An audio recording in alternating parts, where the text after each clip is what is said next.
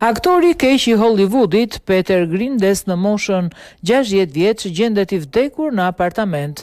Aktori Peter Grini, I cili luajti rolin e keqbërësit në shumicën e filmave të tij, u gjeti I vdekur në apartamentin e tij në New York.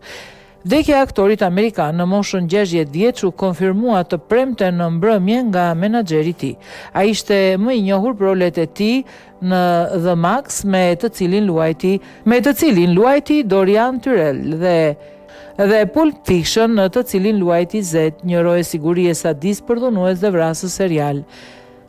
Ai ishte një njeri I jashtëzakonshëm, tha të premten menaxheri I tij, duke shtuar: "Vërtet, një nga aktorët më të mëdhenj të brezit ton.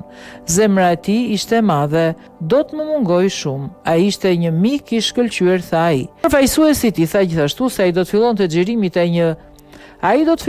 xhirimet e një projekti të ri në janar.